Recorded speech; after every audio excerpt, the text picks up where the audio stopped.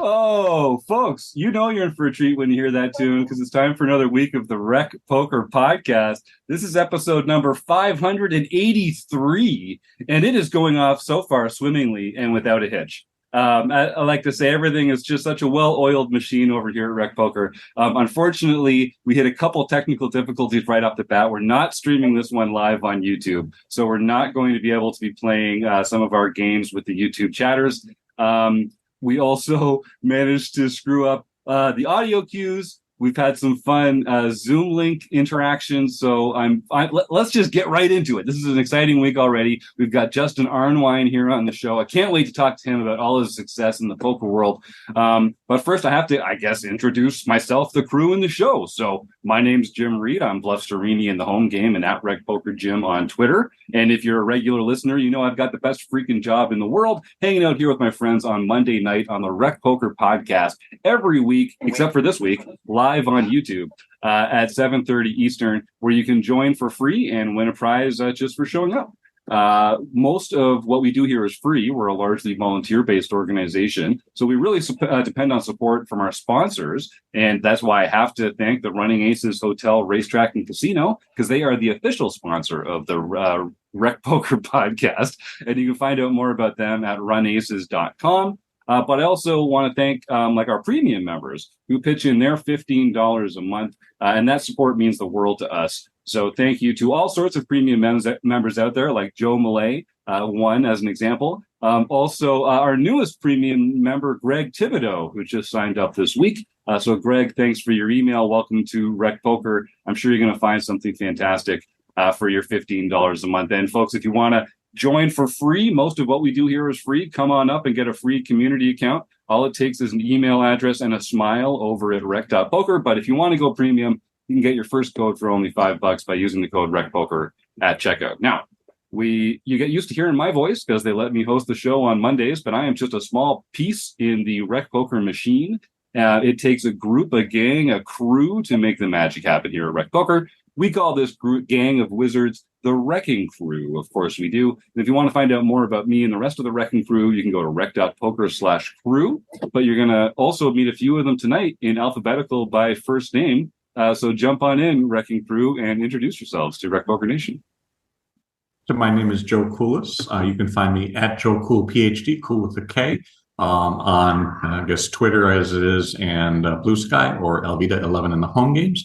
My responsibilities here is I run the monthly meeting for PsyOps, which covers psychological concepts that impact you at the poker table. I'm John Somsky, also known as Poker Geek MN Everywhere, and I run our home games. And I'm Rob Washam. You can find me as Rabman50 just about everywhere. And on the first and third Wednesdays of every month, you can join me and a bunch of our premium members as we discuss the latest poker books.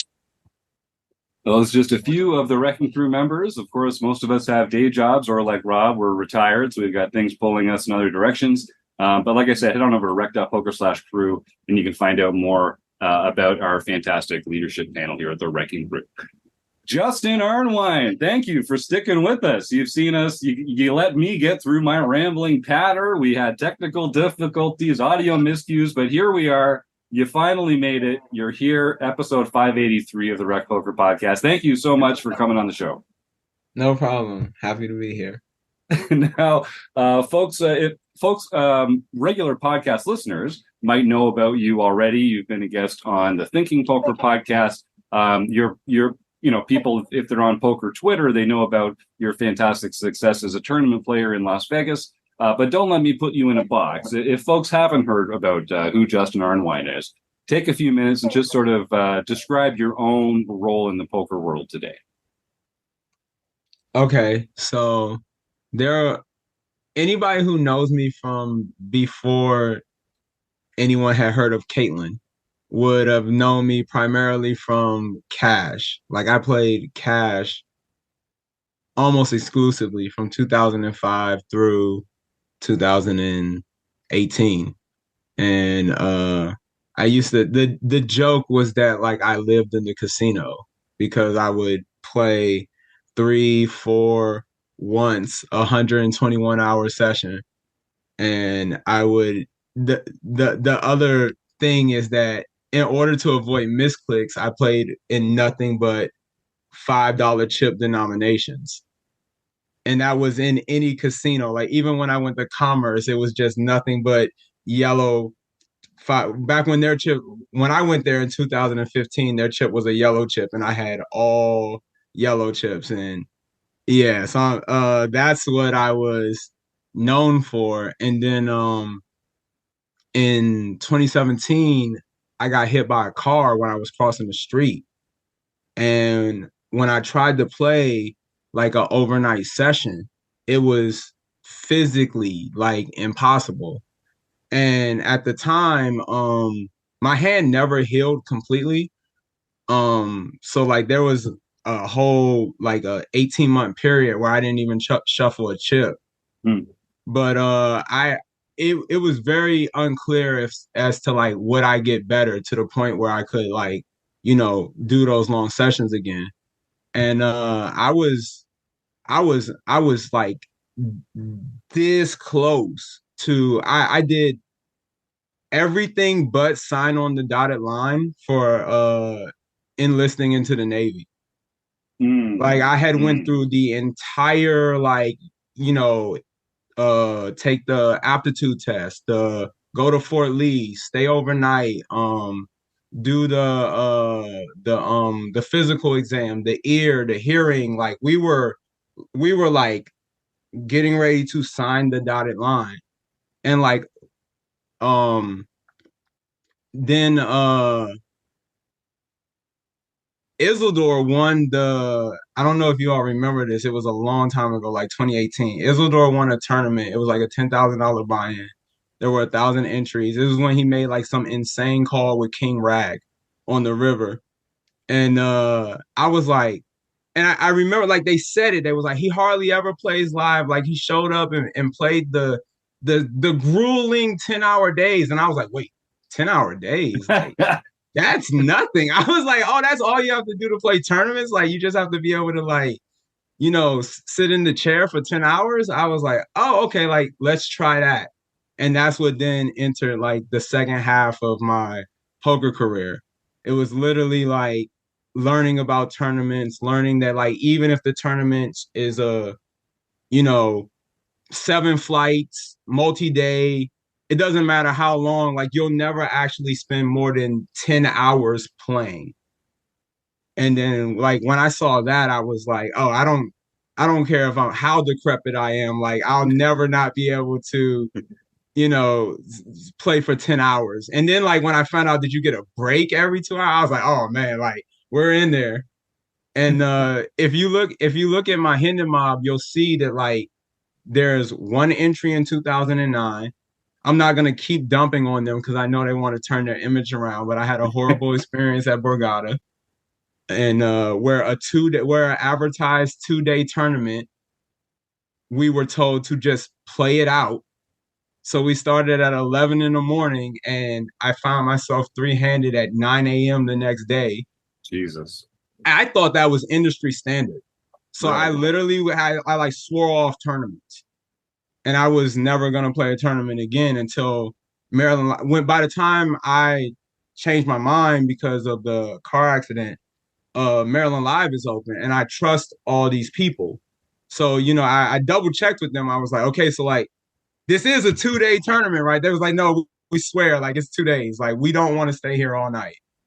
And so you'll see that like there's an entry in 2009, and then there's a pure 6-year gap between 2009 and 2015. And like I did not go for a million, like I didn't just like not cash for 6 years straight. Like that was voluntarily removing myself from the tournament scene because I thought it was uniform, that like every place was like Borgata and that they could just do whatever they wanted. And I was done with it. But then once the long sessions, and I really didn't know how to play cash any other way, was not an option. Then I switched the tournaments, and then that was what made me get back into tournament poker, because I hadn't played tournament poker seriously. Like I hadn't played a multi-flight at the time. At 2018, I probably hadn't played a multi-flight since 2015. So I have so many questions. This is a fantastic way to start the interview, and I'm sure the rest of the RecPoker crew will as well. So, gang, just unmute if you want to get in. Great background, Joe, by the way. That's very apropos. So, Justin, we'll get into a bunch of the things that you sort of teased there. But first of all, just in your own life, from a health point of view, do you feel like your body's recovered now with all these years later? Yeah, it did. I have a history of doing this. Like every time I get injured, I'm so fatalistic when I get injured. Because even if the doctors tell you, and this time they didn't like tell me like, oh, you can get back to 100%. But even when they tell you like, oh, you can get back to 100%, like there are so many like athletes who just like, they just never are. Just to rattle off the top of my head, completely freestyling, RG3, Derrick Rose, like there are people who are like unbelievably explosive. Then they get that injury and they become good, but they're never what they were. So I'm always like extremely pessimistic about return from injury. And my mindset is that like if I tell myself that whatever the worst thing that could possibly happen is going to happen, then all I can ever be is pleasantly surprised. Like I can never be disappointed if I think to myself like, okay, I'll never be able to play longer than 14 hours again. Because like that's what I accepted. Like when I walked out of the hospital, I told myself like, you will never be able to sit in a casino for more than 14 hours. Mm-hmm. So it's like when I heard 10 hours, I was just like, oh, okay, like we're good, because like my worst case scenario was 14 hours. Right. So then like when I'd say I probably recovered fully. It was the COVID year of the WSOP, so like 2021. I'd say it probably took like 4 years to reach 100% recovery, But I told myself like people get hit by cars and die every day. Like, you're alive, like, you probably will never play another overnighter. And that's what I told myself. So I love it, man. I mean, that attitude, I think, makes a big difference. And, if you hope for the worst, but hope for the best, but prepare for the worst, like you're always guaranteed, at least in some way, a pleasant surprise instead of an unpleasant surprise. So I like that. So one thing I want to talk about, because a lot of our listeners are tournament players, what is it about the cash game style that you say, like, the only way I know how to play cash games is by these super long sessions? Like, what do you get out of the back end of those sessions that you don't get out of the front end, if you know what I mean? Okay. When did you start playing poker? Just when I was a kid, like for matchsticks and pennies with my cousins and aunts and uncles and stuff. All right. What year was the first year you walked into a casino? Probably like 2000. Oh, okay. So you remember the one game with the $40 min buy-in, $100 max buy-in? Yeah, sure. And the 1-2 game with the $60 min buy-in and the $300 max, and the 2-5 game with the $100 min and the $500 max. It's like a lot of people don't remember those games, but they used to exist. Like every time I tell people you used to be able to play 2-5 with $100, they look at me like I'm saying like back in my day we used to walk 4 miles, but like no, that was a real thing. Like you only needed $100 and you could play literally anything that wasn't time rate. And it was like standard. Like this wasn't like only in Atlantic City. This was any casino. There would be 1-2 games. The industry standard was that the minimum buy-in was $60. Now, I didn't at all know that like, oh, that's 30 big blinds in the 1-2 and 40 big blinds in the 1-1 and 40 big blinds and 20 big blinds in the 2-5. I had no idea about any of that. But that's how I used to play. Like it was like I didn't care if I had $4,000 to my name or $400 to my name. My first buy-in was always the minimum, and I would not add on until like it went down to zero. Like the first buy-in, and the logic behind that was this is like there's no poker's not solved in any way, shape, or form, and it's all about like at that time uh getting a read on the opponents. So I found it very advantageous to sit down with the minimum, whatever the minimum was. Because then if I have a hand like tens plus or ace king, I never have to fold because I'm in for the minimum. You know? And then on top of that, it forces you to play tight. It forces you to play tight and observe the opposition. You know, so you're just doing, when you sit down with the minimum, you're just doing there is no like just getting in there with the 10-7 of hearts. Like that's not a thing. You know, the 5-3 of diamonds is just in the muck, you know, from all positions. And it's just like, it's all about just folding, watching, folding, watching, folding, watching. And then like, if you bust out and you feel like you have a good edge on the table, then come in for the max, you know, and like and act on the observed tendencies that you believe. You know, if you think that, and remember back, you'll remember if you played 1-2 there was like unbelievable sizing tail errors that people don't make now. Like people used to open with unpaired hands to $8 and open to paired hands for $17 in the 1-2. Like it was a thing. Like it was, and it was like it was like considered good. Like, yeah, because you know, ace jack is a drawn hand. So you don't want to invest more than $8. But if you got two queens, then you got to make sure that you clear the field of the riffraff. Like that was like the consensus belief. Like everybody was doing it, like making it 8 with ace queen and making it like 17 with queens. And I was a little ahead of the curve in this aspect of when I played 1-2, I just always made it 12. Rather I had ace queen or kings, like I just always opened to 12. And like that was like that in itself, right? The fact that like I was playing tens plus ace king, you know, that I was always opening to 12, not doing the 8-17 stuff. Like that, just that. Like you could literally go, if they offer 1-2 today, you could go to a 1-2 game and you could just do that, and you would have an edge against, you know, at least 2 people at the table. And like as long as you put your money in against those 2 people, because poker isn't a game where you have to be 1 of 9. You only have to be 7 of 9 and then play against 8 of 9 and 9 of 9. You know, and like you can still win. It's not like cross country or track and field.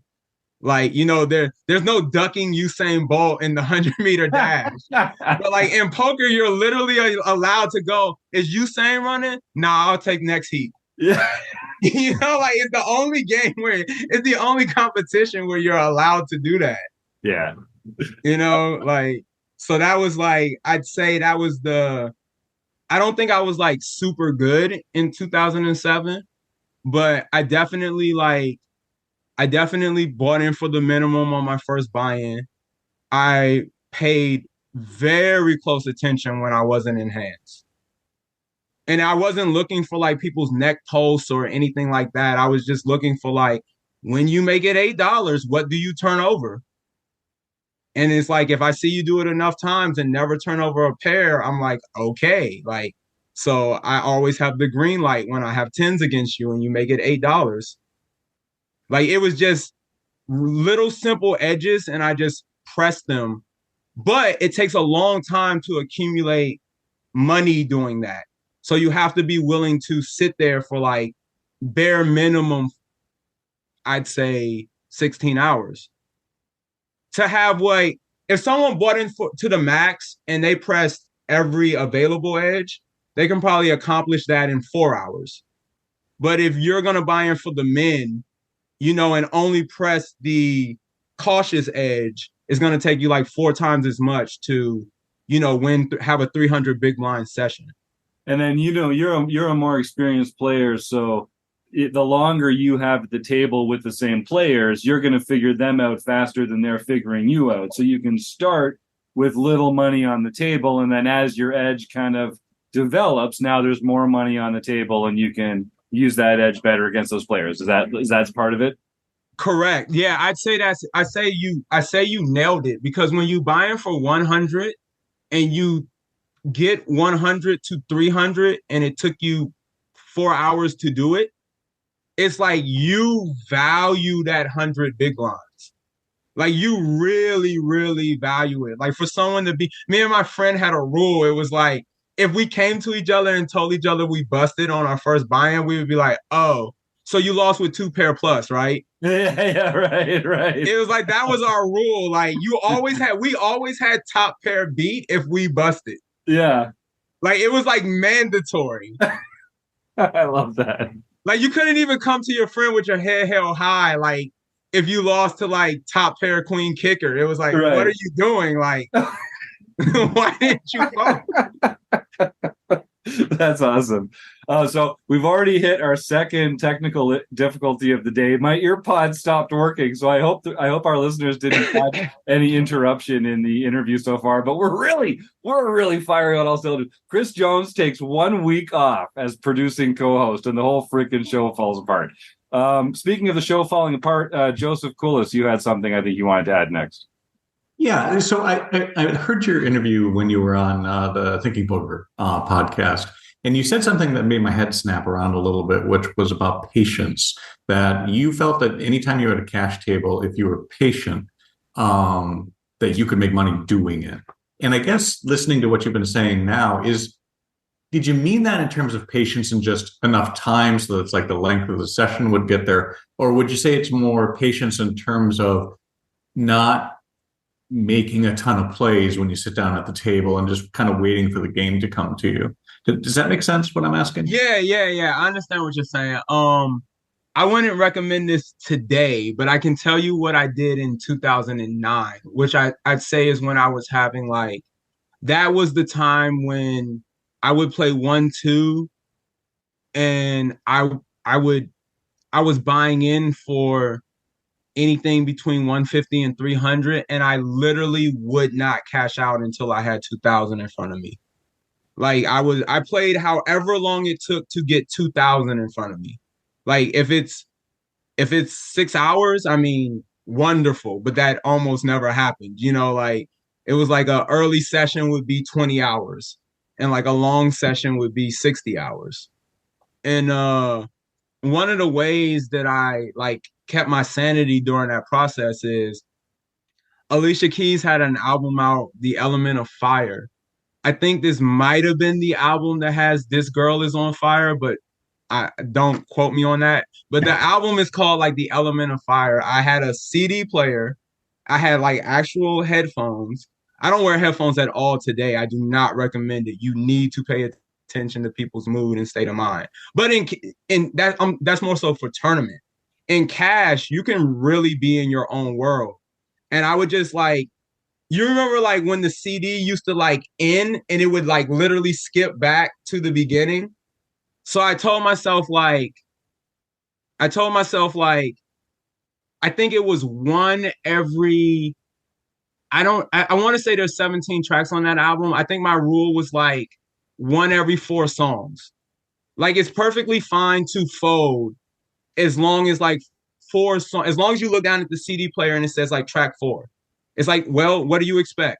There's nothing wrong with not playing a hand until track 4. And then even if that hand was everyone limps to the small blind, you complete with 10-9 of hearts, and then you check fold on king 4. It's like that counts as playing a hand. You know, like now you're not allowed to whine until you get to track 8. And like that was my method for it was like as long as you play one hand every 4 Alicia Keys songs, you're on pace. It's like that's all it takes. Like if you keep doing that and you listen to this album 5 times, like you'll have won $1,000. Alicia's keys to playing poker well. I think that's interesting from recreational poker players because so much of us, because it's not a job, right? You know, we go to the casino to have enjoyment, and then get frustrated when we don't make money. But even somebody as, you know, successful as you are in terms of the game, it takes a long time to accumulate any amount of money, particularly at 1-2 or 1-3. Yeah. And I think we tend to underestimate how long that actually takes and how little money per hour that you can really make consistently with the edges that are available. Yeah. And like, I don't think people really ever consider, because like having a win rate of 10 big blinds per 100 online is considered like fantastic.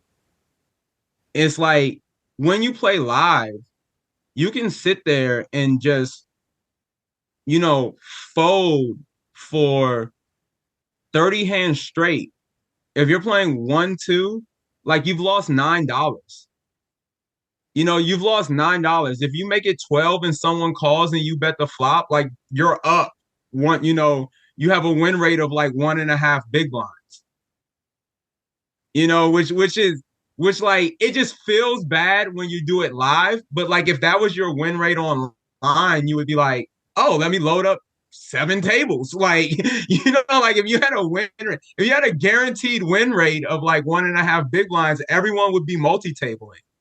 But it's like when we have guaranteed win rates in real life, we're just like, can someone put on the Knicks game? You know, it's like people are just like they take it personal. But it's like this is the game. Like online, it just happens like way faster because you're getting much more hands. People have a shot clock.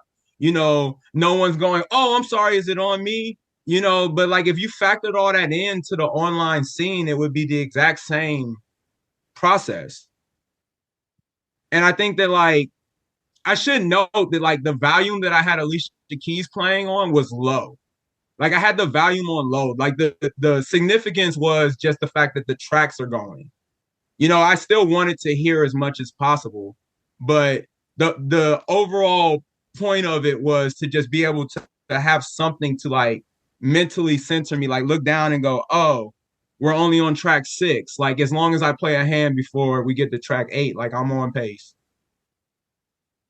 So just to follow up, I mean, it's a little bit of a change, but the people that are listening to the podcast can't see that I have Hello Kitty behind me. You know, for those of you who have followed your career know that this is kind of, dare I say, a trademark.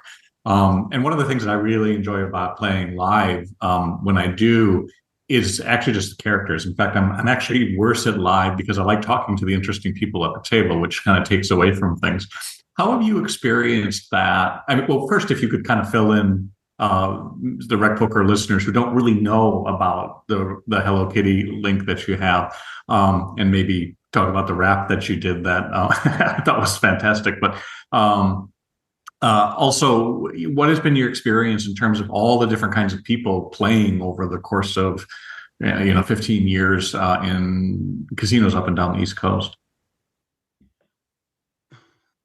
That's a lot of information. I apologize. So, I guess I'll start with like addressing your idea of like interesting people live. Like when I started playing poker in Maryland, we had 0 casinos. There was no Maryland Live. There was no Horseshoe, no MGM, no card rooms. But what there was MarylandPoker.com.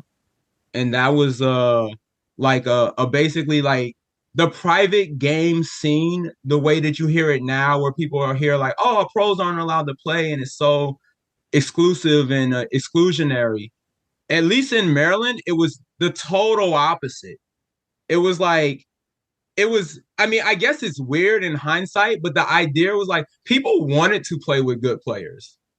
Like everyone if you played in a home game in 2005, everyone would like fantasize about like, what if Phil Ivey walked in the door? You know, like and it wasn't seen as like a negative. It was seen as like, oh, we would all love that.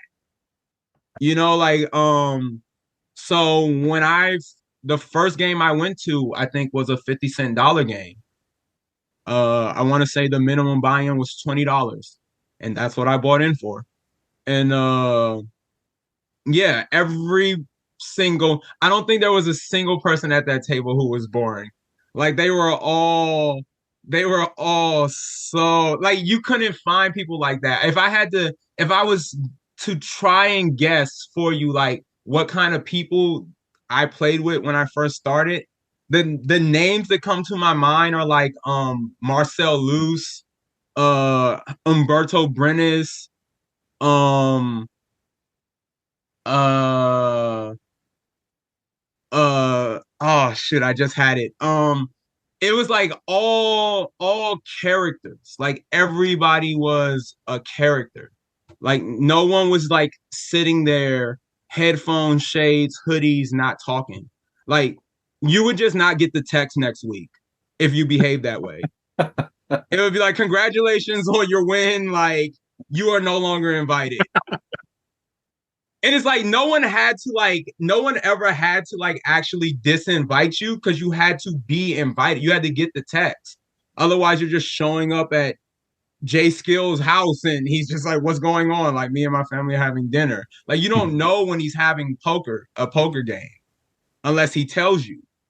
And if you show up there and you try to maximize your EV, you will not be showing up next time like the other 8 of us show up. So that was like where I started from the idea of like, you know, you better be okay with these like Steve Danneman type shenanigans.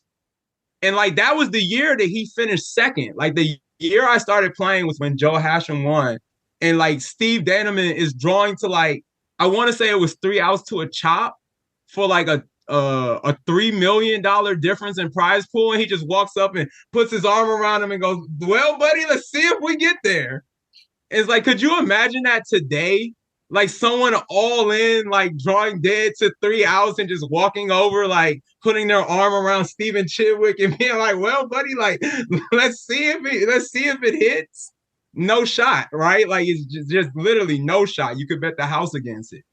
But like that's what poker was in summer of 2005. Like people like that were winning $4 million in 1 week. You know, so I didn't even perceive that as a negative trait. Because Joe Hashem was kind of like loony too. Like he was winning pots and going like past the sugar, and his boys was yelling out Ozzy, Ozzy, Ozzy, oi, oi, oi. Like as far as I was concerned, like 2 goofballs like won $11 million between them. I was like, what's wrong with like being jovial at the table? Like to me, this looks like a multi-million-dollar recipe.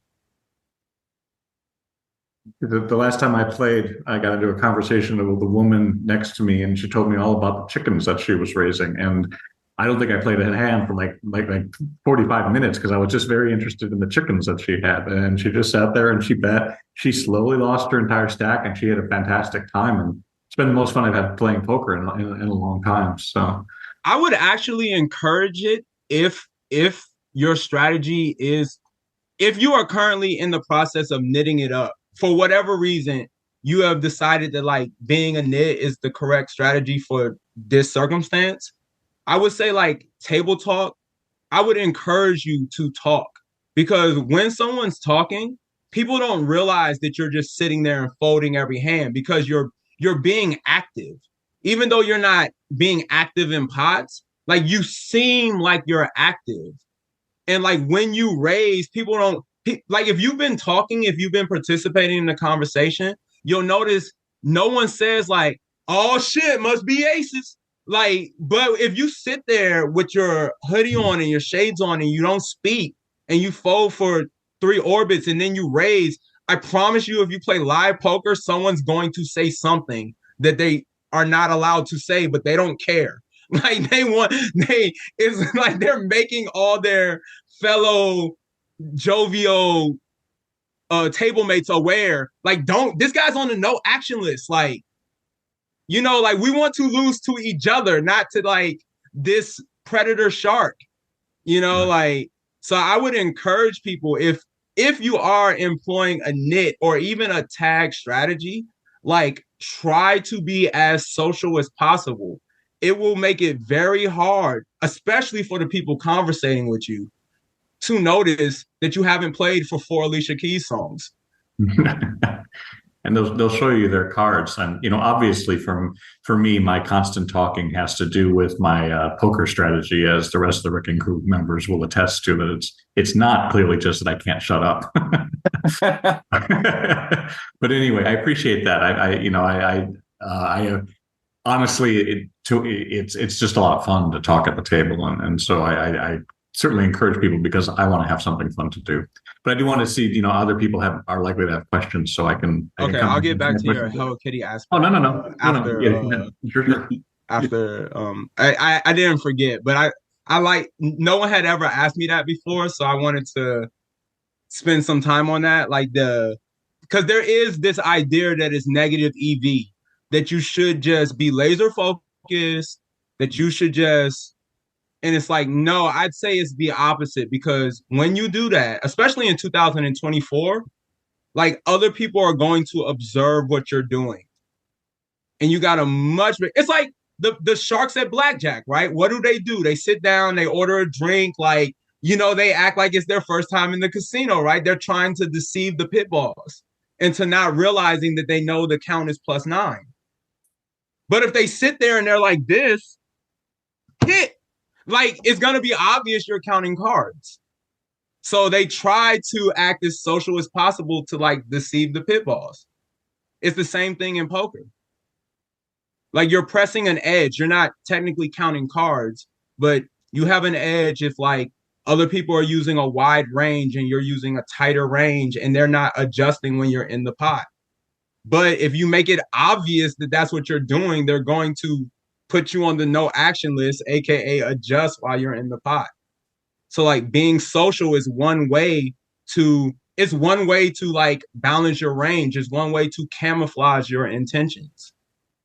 I like that. You don't want to be on the no action list. I love that. No, you don't. You don't want to be on the no action. And there's always that guy at the table who feels obligated to let everyone know that you probably have aces.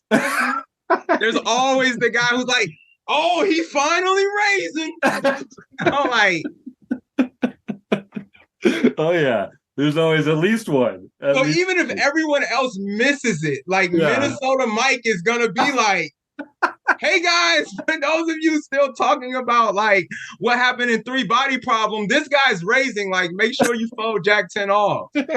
We're not giving him action. That's awesome. So let's talk about like tournament play poker specifically. So you turned to tournaments like you talked about, and you've been on a freaking tear, man. Like I guess, was there a strategic adjustment moving from cash to tournaments? I mean, you'd already kind of had a lot of experience playing with the shorter stacks than a lot of cash players were used to, so that must have been helpful. But ICM is a different concept, and sort of like, was there? Did you have to reframe how you thought about the game of poker, the strategy of poker, when you started playing more tournaments? I got very lucky in the sense of what would have probably taken a lot of people who switched I'd say in any endeavor, probably tournaments, in order to reach a certain level, you're gonna probably need, like, I would say even like someone who was a genius would need 3 years to reach, an elite level. Mm-hmm. And I'd say that I had 2 parts of the spectrum. Like, I had the 2 super polar aspects of the spectrum covered, which was ultra deep, right? Because I never left until I literally got to 1,000 big blinds in whatever game I played. Yeah. Like, I do not leave cash games until I win 1,000. Like, if you if I won in cash, every session is bare minimum 500 big blinds. Like I don't walk away from the table unless I won at least 500 big blinds. So it was like ultra deep is usually the aspect that tournament players are the most vulnerable at. Like I see people who they literally won't register until level 5 because they don't want to play with 300 big blinds. Yep. In level 1, they don't want to play with 200 big blinds. You know, like they haven't studied that. Like they've studied 60, through 5. Like they're perfect in that aspect. But like 260 big blinds, like, they don't even want to get it in with a set. And it's like I had that aspect covered. And then I also had the other end of the spectrum, which was super shallow. And I never even like thought about it that like in the 2-5, when you buy in for $100, like that's 20 big blinds. Like I always thought I was getting over, by being able to buy in for 100 big blinds at the Tropicana in the 2-5. But it's like it's not 100 big blinds, it's $100. I had 20 bigs. And when I played 1-3, like I only had 30 bigs. I was buying in for $60. And when I played 1-1 at Bally's, like I had 40 bigs. I was buying in for $40. And I used to play, like I played all those stakes, like consistent. Like that's what I played in Atlantic City. Like the years that I played in Atlantic City from 2007 to essentially 2011, it was like 1-1, 1-2, 2-5, 5-10, 10-20. I never played higher than 10-20. And when I played at Atlantic City. And like that, so I had like thousands of hours of experience playing somewhere between 20 and 40 big blinds. Just thousands of hours of experience. And then I had thousands of hours of experience playing somewhere between 200 and 1,000 big blinds. So I had that aspect covered. The only gap I had to fill in was the 50 through 100 big blind gap. Like that was, I'd say that was like my biggest problem in 2018 was, how to play appropriately 50 through 100 big blinds. But then in the summer of 2019, Carnegie Mellon released the Pluribus experiment. Yes. Yeah. And in the Pluribus experiment, and this is like crucial, every single hand, no matter what was in the pot last hand, they restarted all stacks at 100 big blinds. Like all stacks. Linus stack restarted. Tony Gregg start. Pluribus' stack. Darren Elias, whoever. Everyone, all 6 max players, like they all restarted at 100 bigs. And it's like I think they played 10,000 hands of the 6 max. And then it was a different variation for the heads up matches. I think Chris Ferguson and Darren Elias played the heads up matches. But like Greg Merson, Tony Gregg, Linus, like a lot of like 6 max killers were in the 6 max experiment.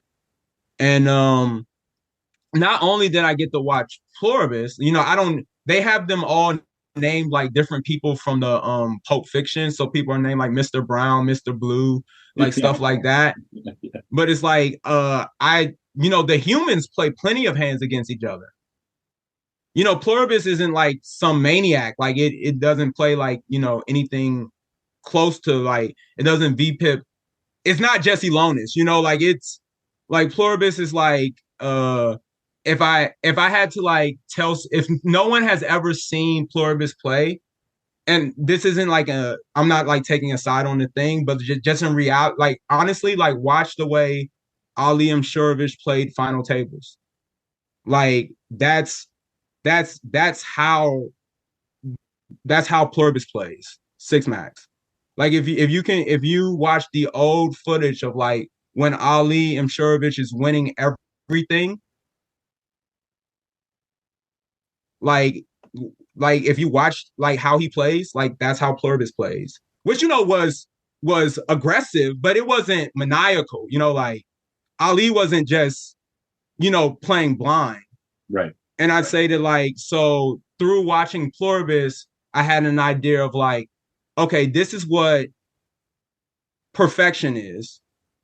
And then I would watch the humans.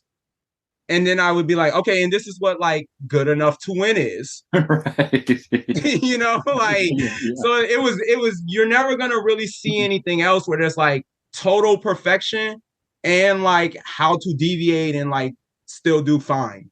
Mm-hmm. So I would say, like, regardless of what you think of him, like watching Ali and Shurovich play final tables, like if you don't know anything about ICM, you don't like just watch Ali, just watch Linus when he was in Trident in 2019. Like that also helped. Like Linus final tabled the 50K, and then like he also final tabled the 25K. And they streamed it. That was the first year Trident was on stream, and it was free. Like all this stuff was free. I couldn't believe more people like, but I guess it's because of ego in poker, right? Like they rather put their own inputs into PO solver and then like feel good about themselves than watch. But I like to watch. Like it wasn't just like a discipline in me. Like I prefer that. I prefer watch. Like I've never put in an input in a solver in my life because I don't trust my human judgment. Mm-hmm. I don't trust myself to not have emotion involved. Like I'm going to like overtrain on paired flops or undertrain on paired flops. I'm gonna overtrain on monotone boards or undertrain on monotone boards. But if you watch thousands of hands Pluribus played, it's just going to occur. The board's going to be monotone. You're going to see what it does. The board's just going to be paired. You're going to see what it does. Like that to me is you're like building in the safeguard if you just watch it and then look at what Pluribus does as opposed to what Eddie does and Mr. Brown are doing and Mr. Pink are doing. Yep. And then you can literally see, like, that's that human shit, like we can't help ourselves. So let's talk about that a little bit. I mean, yeah, I can't believe when I think about when Pluribus came out, I was like, damn, was that really 2019? Like, good Lord. We're all getting real old here.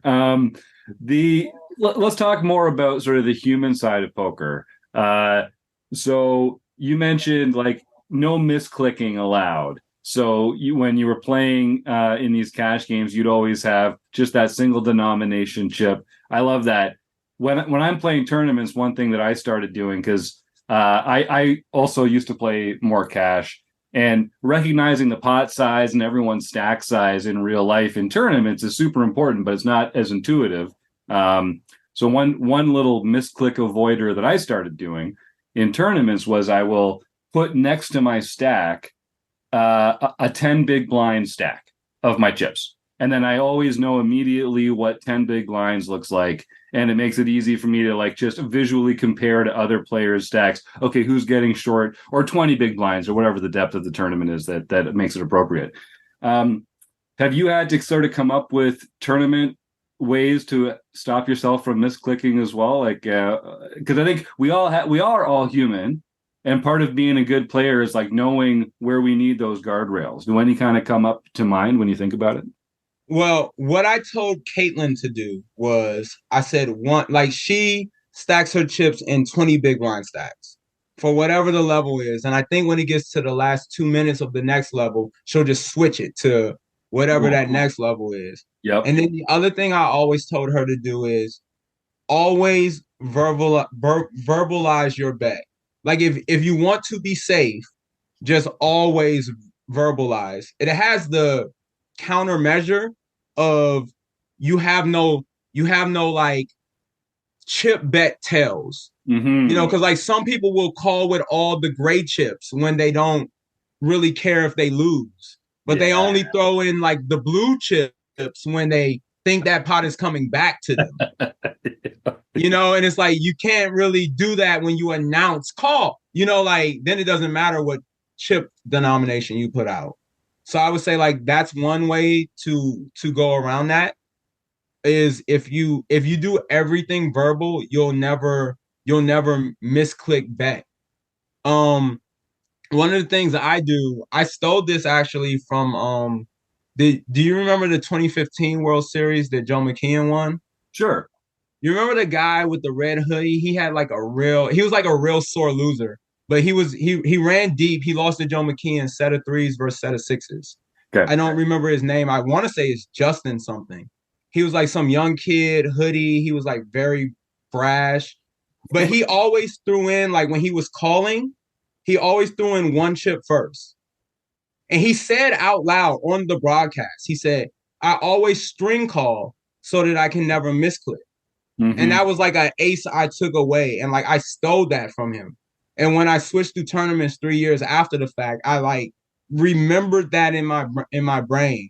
So like no matter what the bet is, like if someone bets 2,000 and I know all I have to do is throw out 2 yellows, I'll always take the lowest denomination chip, put it in the pot first, like so that everyone knows I'm calling, and then I'll put out 2 yellows. So like whenever you call, if you always take the lowest denomination chip and just put one of them in front of your cards, you will never be held to a raise under any circumstance. And in some reality where you're completely out of it and there was no bet to begin with, you can only be held to a min bet. Yeah. As long as you use the lowest denomination chip.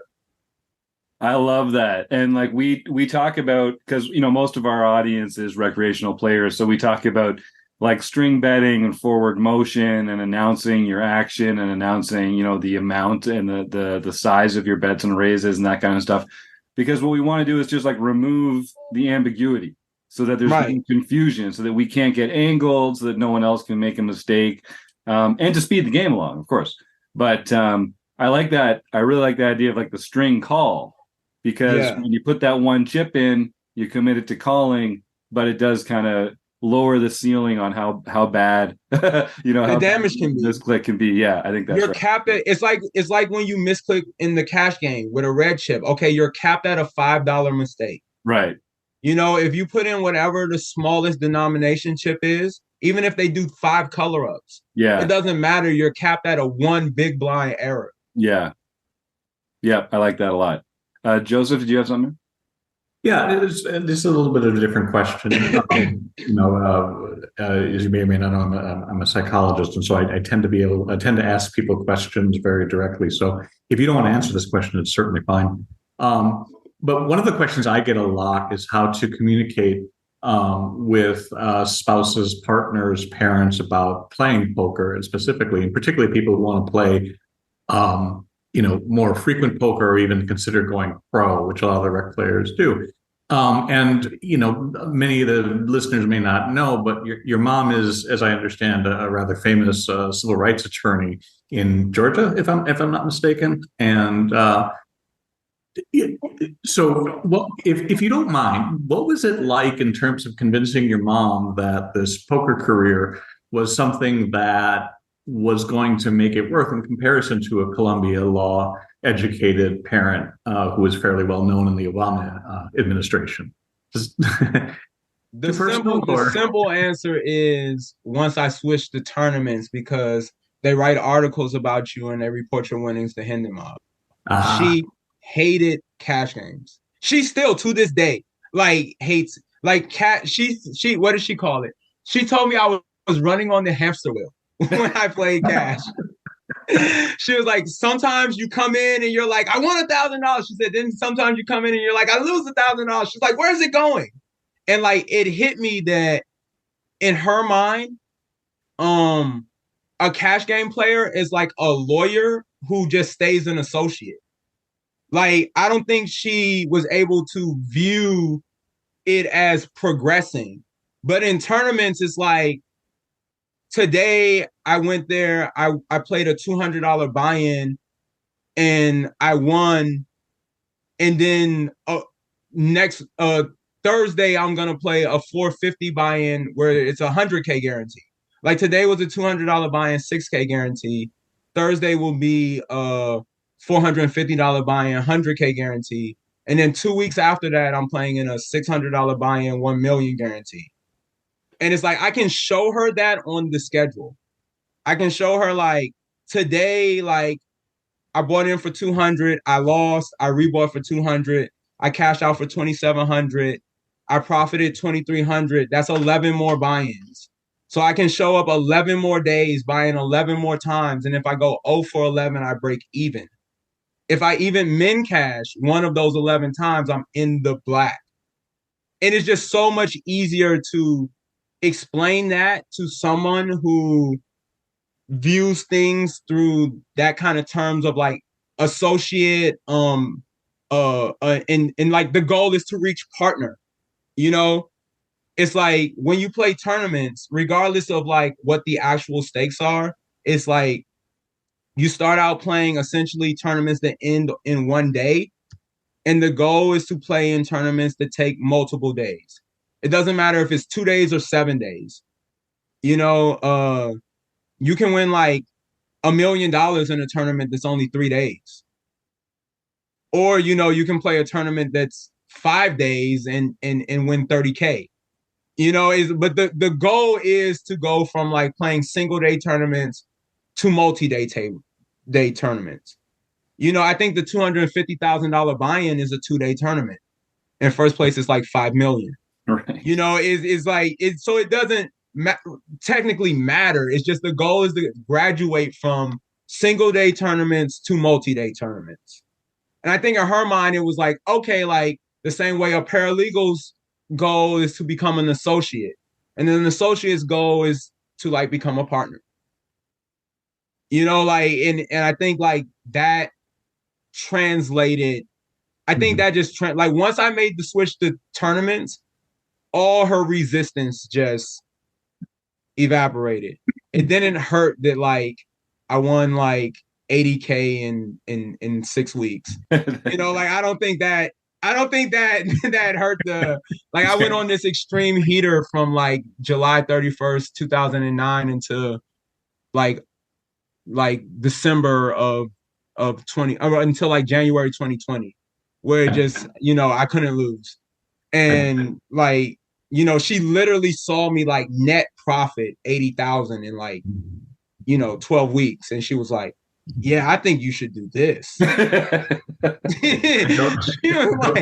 like, yeah, I think you should do this. Like, I don't think the advice that I can give to people when they ask me that question is, well, just go win 80K and then everybody will be fine with it. That's probably not going to work. But she really likes being able to like follow the journey. The fact that you can see day 1 chip counts. Yeah. You know, day 2 chip counts. So you can like, and then she can like ask me a question like, if I don't make it to day 3, she can go, where do you think you erred?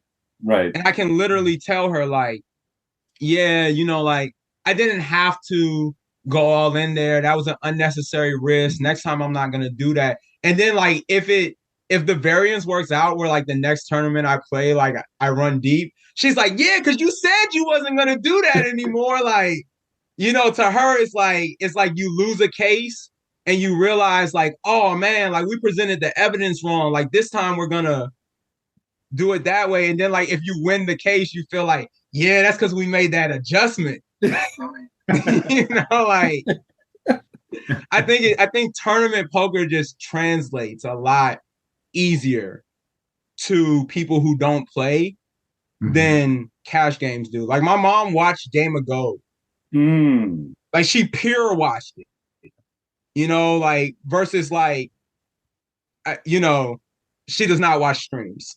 You know, like so that's just like like she does not watch cash streams. I'm talking about like No Gamble, No Future, Sure. Hustler Live. Like she wouldn't be caught dead.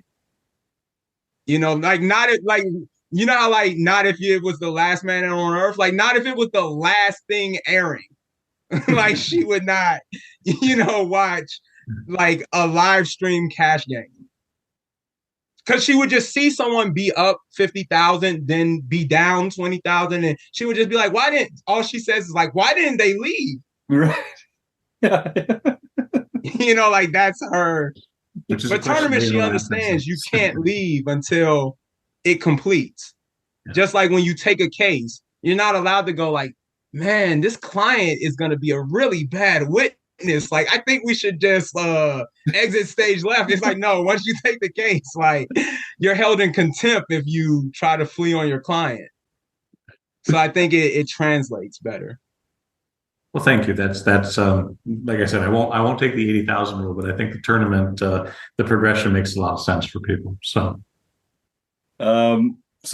Justin, you've been really good with, we're going a little over time, but I've got a couple more questions for you if you've got a few more minutes to stick around. Yeah, sure. I'll answer the other question. And don't let me forget to like tell you about the Hello Kitty. Like, I'm not ducking that. I'm just like, it's just nice to, because I get asked that every day. So it's nice to like the other stuff is cool for, and since we're not live, it's like, F it. Like, yeah. You don't have to answer it. I mean, that's certainly online. No. It's fine. I just rather, we're not live, so we can just do this with whatever out of order. All right, perfect. Well, yeah. So let's dive into the Hello Kitty then, just to sort of refresh, because I think you did a great job talking about it on Thinking Poker. I think some of the folks that know you more recently kind of know a bit of the story, but give us the elevator pitch version of the Hello Kitty story, because it's pretty great. Simply put, it was a stone cold accident. I was doing one of my like 81-hour bingers, and I had like gotten like my 7th win or whatever. Like a second win, third win, like my 7th win. And I was like, okay, but if we're going to continue this on, then we're going to need to we're going to need to change clothes, because the situation is getting rather unsustainable. So Maryland Live has a mall right next door, Arundel Mills, and I got up, I walked in there. I have no concept of time, so I walk in and I'm like, man, this mall is deserted. And it's because like everything's closed. And the only person still open, he's literally packing up, is like the person in the mall who, will like print out the shirts for you. Okay. Like that's the only person open. And me, like, basically like sleep deprived, just out of it. I just walked straight up to him and I'm like, let me get 3 hoodies. And I think he understands that like I clearly just want the blank hoodies. Like that's all I want, like just 3 blank hoodies. And he's like, which design? And I'm like, design? I'm looking at like Mickey Mouse and Dragon Ball Z and Spider-Man. And I'm like, I don't want any of that. Like, I just want the hoodie. And he's like, well, it's a good thing you don't want any of that, because I can't make any of that anymore. He was like, I put all that away. It's like one of those situations where you're like show up to the Popeyes and they're like, we're closed. I mean, what do you want? And you're like, and you say what you want, and they're like, man, we don't have that. And you're like, okay, well, why don't you just tell me what you have then? You have to like get some biscuits or something. Yeah. Instead of asking me what I want, how about you just tell me what you have? So like I was like, okay, like what is available? And he was like, that. And pointed at a leopard print Hello Kitty. Sharp. And I was like, you really can't just sell me the hoodie? And he was like, no. He was like, the way this business works is we have to print it out. We have to post. And I was like, okay. I was like, all right, let me get a black, a blue, and a green, and he just printed them out, and I paid for it. And I went, I took a shower, I changed, I came back down, and then I proceeded to play for like another 2 days. And then I think I played in the black hoodie first. And then like I went to sleep, and blue is my favorite color. So I was just like, I don't care what's on blue. Like I'll wear like a blue Hello Kitty. So I just threw on the blue Hello Kitty and I came back. And I guess that was enough for like the dealers to think like this was my kink.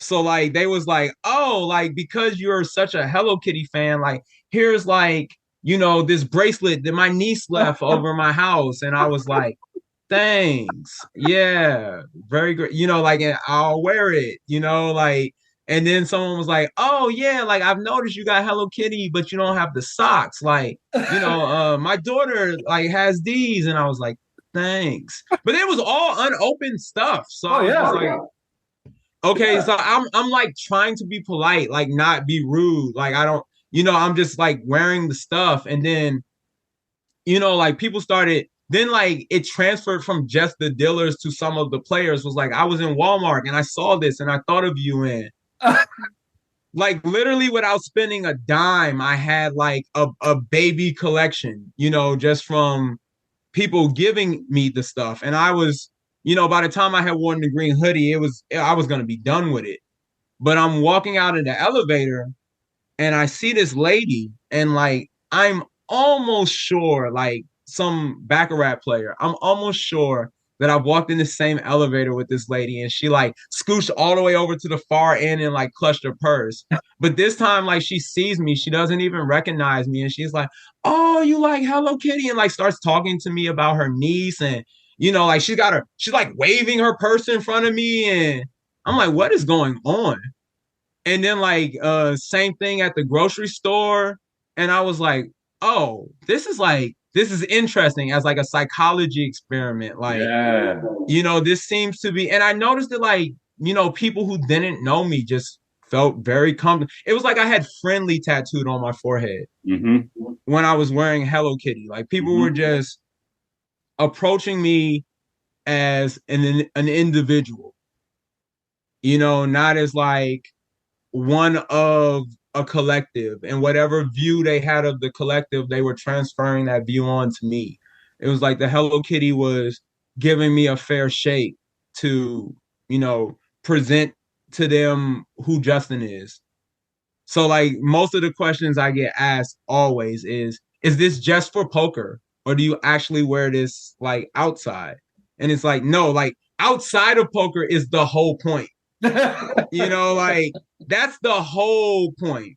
Yeah. Like when the police pull you over when you have a broken headlight and they see two Hello Kitty teddy bears in the back of the Lexus, it's like they just come and they just speak different. As to like the other approach of like, how do you have this Lexus? Right. And it just, I noticed it in all aspects: women, men, black people, white people, Spanish people, like the whole spectrum.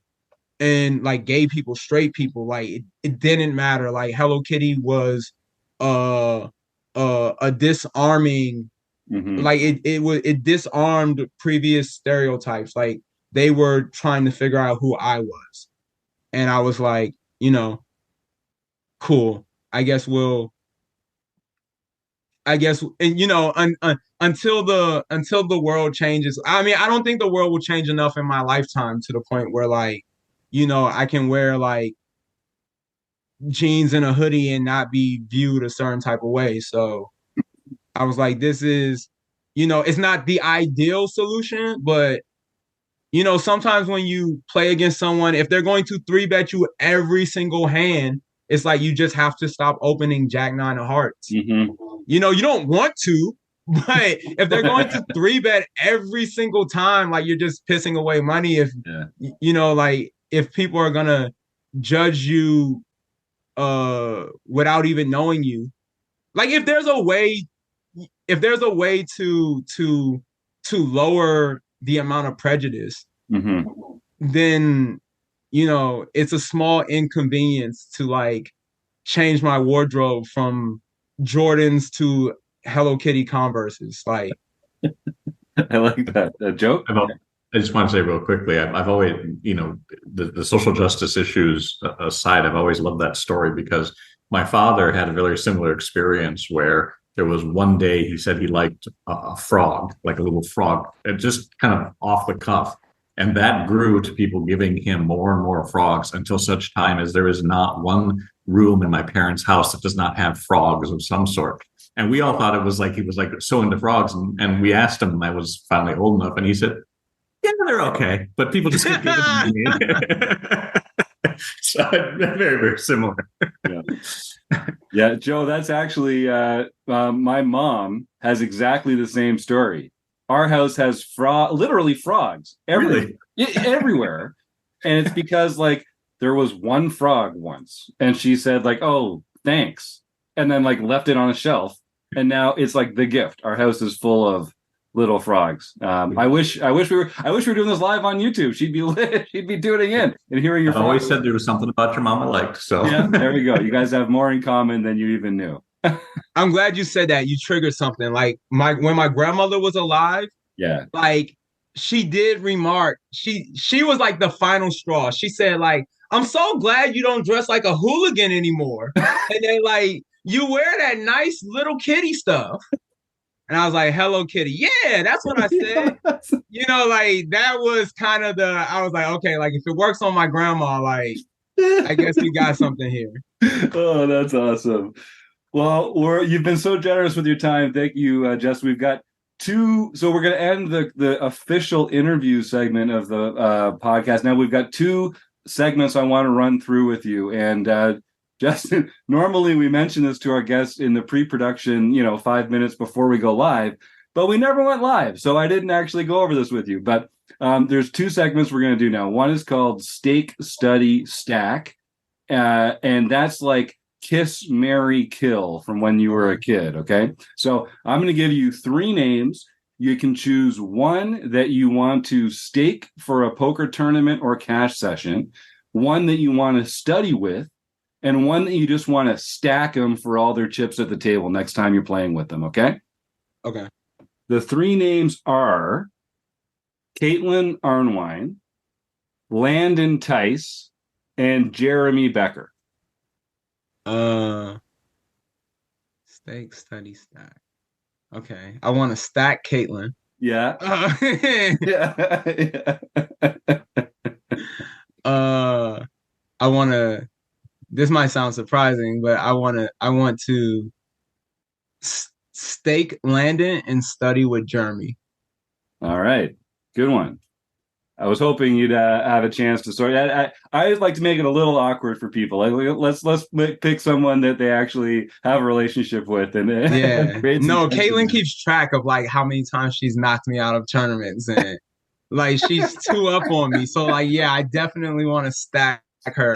And like, I don't think studying with Landon would be too beneficial because it can't be too much difference than like the way really good people online who show themselves studying solvers do, like people who know what they're doing. But like I would stake him. Like he's he's clearly plus EV. And Jeremy, I feel like that would be the most likely person who I would like learn something new from. Like I'd be like, oh, I never thought about it that way. Like nice. So I would, yeah. All right. Well, then the last thing we're going to do, this is our speed round. We call it closing the action. So I'm just going to give you a bunch of questions all in a row, real fast. You can pass. The goal is I want to hear like a quick answer, just the first thing that pops to your mind, a short answer, or you can say pass. And we have a buzzer. I might play that if we're just going to skip it and move on to the next one because it's taken too long. Okay? Okay. All right, most of these are to do with poker. We're going to start with an easy one. Justine Arnwine, what is your favorite poker hand? Queen 8 of hearts. Ooh, nice one. Is poker a gamble or a skill game? Skill game. What's your biggest poker pet peeve? Tanking when you know what you're going to do. Good one, I like that. Is Die Hard a Christmas movie? I don't think you should watch it on Christmas. Is Ace King a drawing hand? No. Is a hot dog a sandwich? I guess so. What's one thing you're afraid of? Ruin. Should vacations be lazy or busy? Busy. Is a royal flush a straight flush? Yes. Who's one player that you respect and why? Annette Overstad. Because she won everything online at a time when online was viewed as inferior to live. And then she showed up on a week before her 19th birthday, and she won the World Series of Poker main event Europe, the main event, and was like, "Yeah, I can play live too." That's great. I love that answer. And she won a tournament blind. Like, oh yeah, that's such a cool story. That's such a cool story. Like, yeah, I'm a big fan. Good one. Yellow light coming up. Slow down or speed up? Slow down unless you're late. Are you pro chop or no chop? No chop. And who is your poker nemesis? Oh gosh. I don't think you've heard of them. That's okay. We don't have to have heard of them. If there's someone at the top of your list, that's the name we want.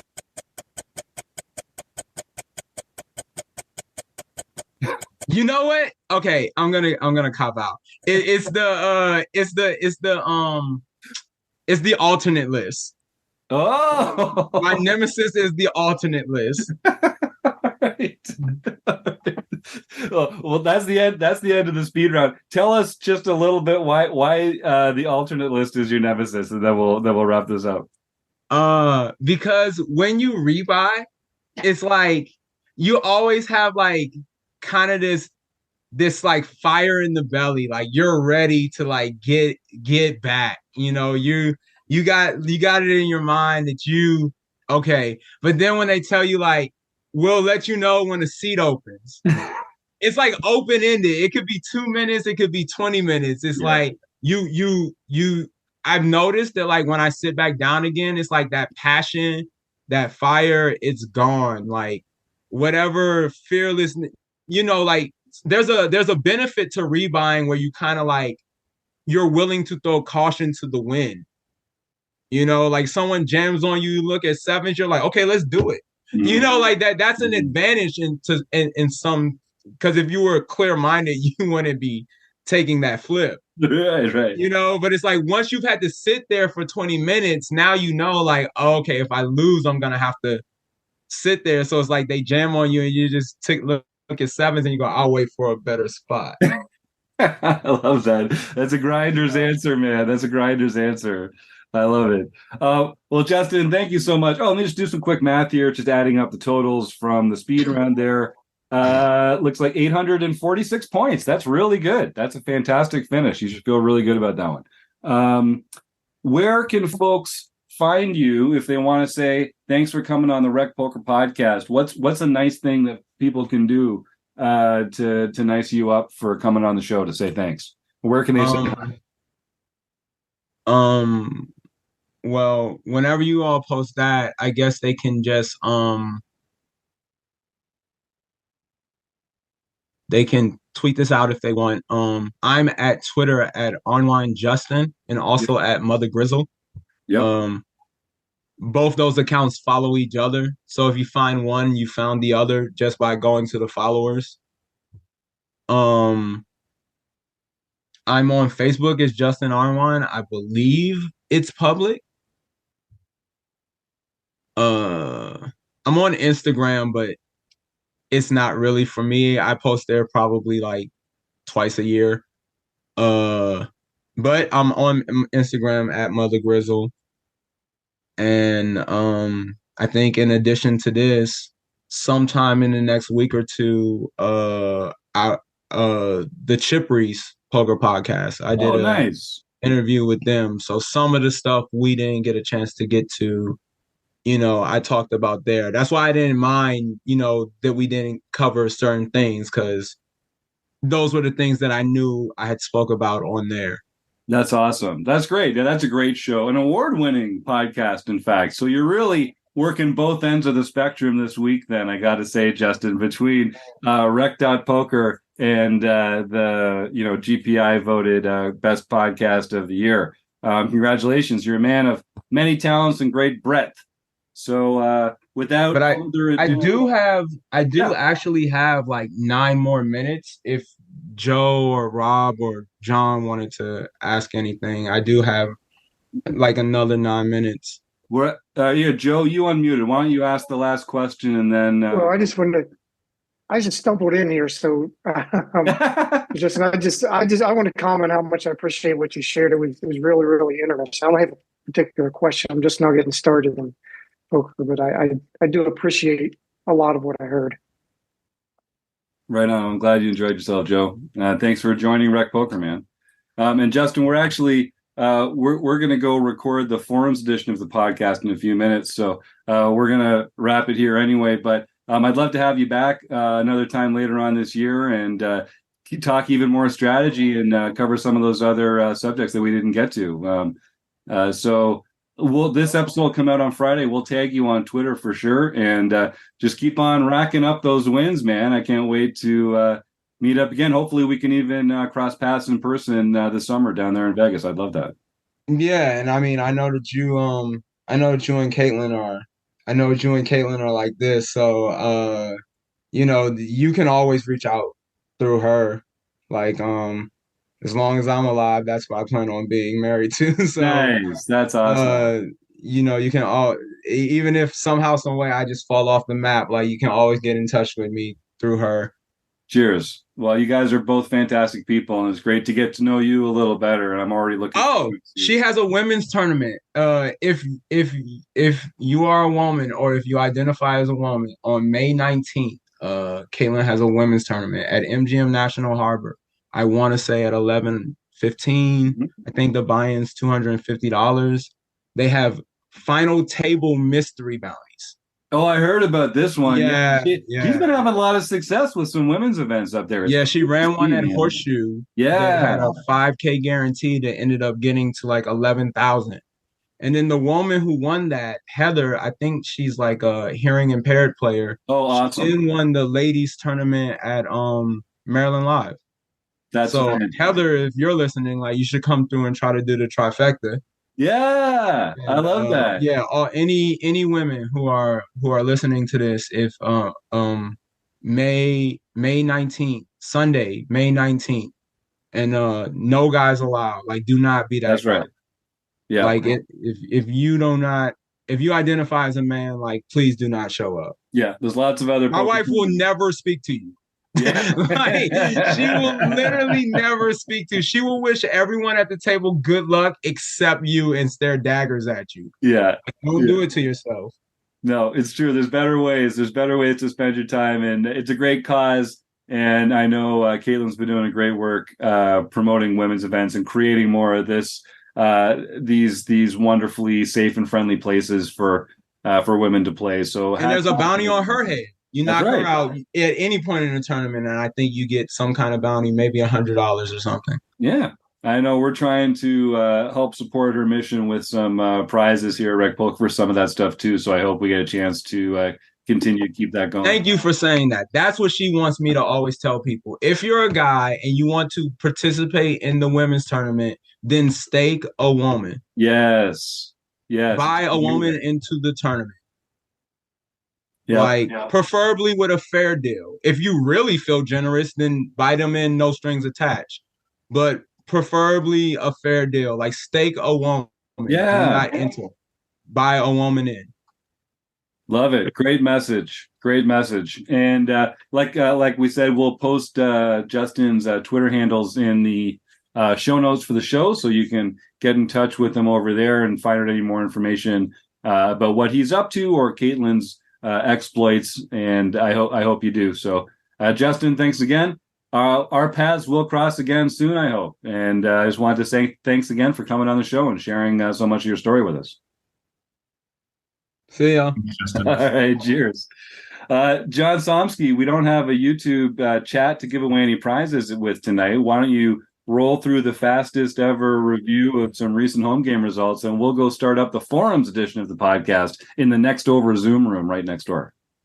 All right, on April 22nd, Larson's opening, George Gordon got his first nightly victory for the year. Graphic 16, Roger Schutte got his first nightly victory for the year. Gopher Boy TJM Taylor got his first nightly victory for the year. Can't be stopped. Pet Bet 33, Kim Kilroy got her first daily mixed victory for the year.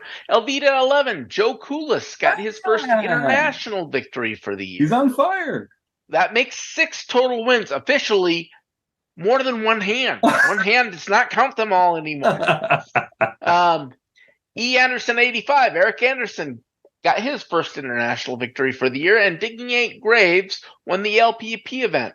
So he or she can contact info at rec.poker for their free month at Learn Pro Poker. Right on. Well, thank you to all our fantastic home game contestants and heroes and villains out there. Some great winners and some great members on the list there. Fantastic interview with Justine Arnwine. Like I said, you'll find some of his handles in the show notes. So click on them and connect with him and say thanks for coming on the show.